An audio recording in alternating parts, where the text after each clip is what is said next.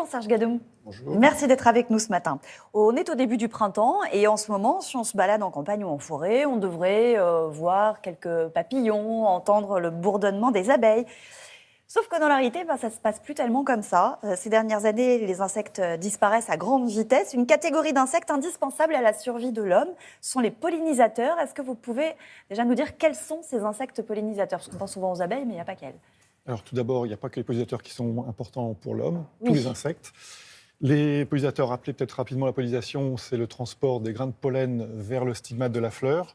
Et ce transport, il a besoin d'un vecteur, donc dans certains cas les insectes. Ce sont ces insectes. Et je crois que dans le monde, 3/4 des cultures agricoles dépendent du transport naturel du pollen par les insectes. Oui, c'est ça. Et donc parmi ces insectes, vous avez les abeilles qui sont bien connues, mais pas que l'abeille à miel, 1000 espèces en France. Oui.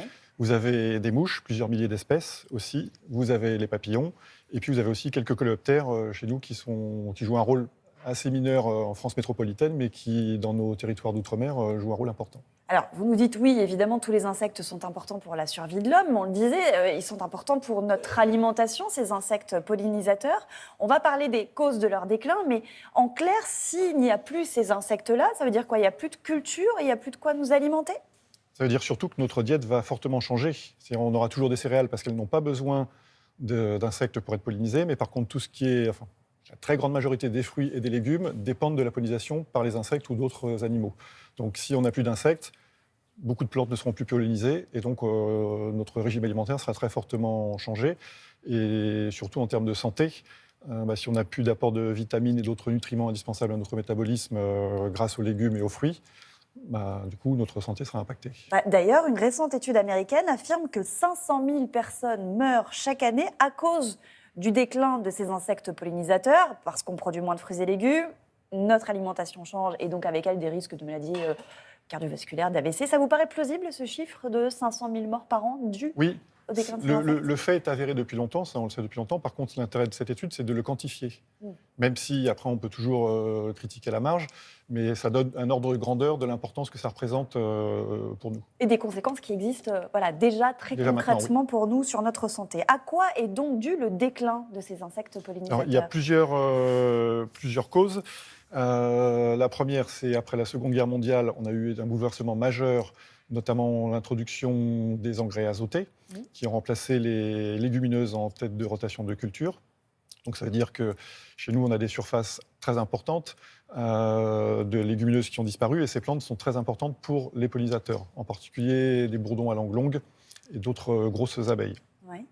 À cela, c'est ajouté aussi l'utilisation d'autres pesticides, insecticides, etc., donc qui ont fait disparaître une flore importante pour ces insectes.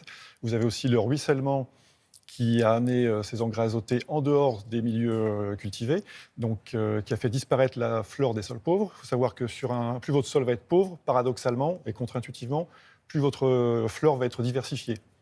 Donc tous les insectes qui dépendent de cette flore, du coup, ont été fortement impactés. On voit et on constate que la floraison est de plus en plus précoce dans la saison, parfois même avant le début du printemps.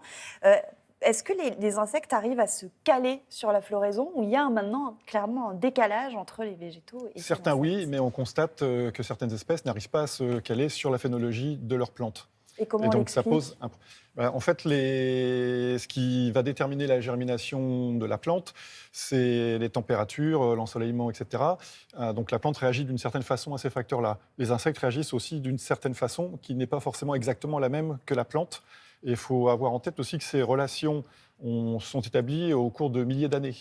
Donc là, le changement est tellement rapide, si l'un des partenaires n'arrive pas à suivre le rythme de l'autre, on a ce décalage qui intervient. Et je disais, par exemple, pour que nous, on comprenne vraiment concrètement, que les abeilles sauvages nichaient sous terre. Et que du coup, elles ratent le coche, elles ne voient pas qu'il y a eu ces floraisons et elles ratent la pollinisation. C'est le cas ou pas? Oui, deux tiers, un peu plus de deux tiers des espèces d'abeilles en France nidifient dans le sol. Donc l'abeille prête à sortir, l'adulte, est dans le sol, et il faut une certaine durée de jour avec une certaine température pour les réveiller. Donc les insectes ne peuvent pas voir ce qui se passe dehors, c'est la température et la durée de cette température qui va les réveiller. Vous parlez des températures, est-ce que les insectes arrivent à supporter les températures de plus en plus chaudes l'été? Alors certains oui, le problème c'est que beaucoup non. Si on prend l'exemple des bourdons, il y a une modélisation qui a été faite donc sur les espèces européennes. Et si on prend les espèces françaises, avec un réchauffement de plus 3 degrés d'ici 2100, on a des espèces qui vont être fortement impactées. Avec, si je... Mais je disais voilà. par exemple que j'ai vu l'été qu'on a rosé des ruches pour rafraîchir les abeilles. Oui, Parce par qu'elles ne supportaient plus la évapotranspiration. chaleur et qu'elles ne Ouais. régulaient pas leur température. Donc, pour revenir au bourdon, avec ce réchauffement de 3 degrés, on a un quart des espèces de bourdons qui seront au bord de l'extinction en France. C'est effectivement assez colossal. On parle beaucoup du déclin des abeilles. Aujourd'hui, le taux de mortalité, il est de quel ordre dans les ruches ? Alors, c'est très variable parce qu'en fait, ça dépend d'une région à l'autre, Oui. d'une année à l'autre. Donc, sortir un chiffre n'aurait pas de. L'été dernier, sens. par exemple, on entendait parler de 30%, Oui, localement, on peut avoir même des pertes plus importantes sur des ruches. ce qui est colossal. Parce qu'en fait, il y a la météo, le varroa, qui est un parasite, et puis d'autres facteurs qui entrent en jeu. Donc, localement, on peut avoir des mortalités très fortes. Est-ce que ce déclin des pollinisateurs, il peut être stoppé, au moins ralenti ? Et de Oui. quelle manière ? Oui, si on prend les mesures qu'il faut par rapport au dérèglement climatique, puisque c'est aujourd'hui, avec les autres facteurs que j'ai donnés tout à l'heure, c'est aujourd'hui le facteur majeur du déclin de la biodiversité, et en particulier les insectes pollinisateurs. Donc ça, ce sont des décisions à grande échelle, mais on entend souvent que le jardinier, le particulier, le jardinier amateur peut, en changeant un peu la physionomie de son jardin, faire revenir les insectes. Il faut laisser entrer le sauvage dans le jardin. Ça ne veut pas dire qu'il faut tout laisser à aller à l'abandon, mais privilégier de la flore indigène autochtone plutôt que des horticoles. Les fleurs horticoles, il y en a qui sont très belles, certes, mais qui en fait ne vont pas produire de nectar, parce que ces doubles fleurs, ces couleurs qui ne sont pas naturelles, pour certaines espèces, en fait, sont faites au détriment de la production de pollen et de nectar. À défaut de pouvoir faire revenir les insectes dans les jardins, beaucoup d'entreprises développent ces dernières années des engins destinés à remplacer les insectes. Alors, il y a des robots abeilles qui font la taille d'un demi-trombone, on en voit quelques-uns ici. Un autre engin qui ressemble aux akènes des pissenlits, qui peuvent fertiliser des champs entiers. Vous en pensez quoi, vous, en tant qu'entomologiste ? C'est une fuite en avant. Ouais. En fait, ces solutions concernent uniquement les cultures, donc d'un vue de production agricole et puis de spéculation financière, il faut bien dire les choses.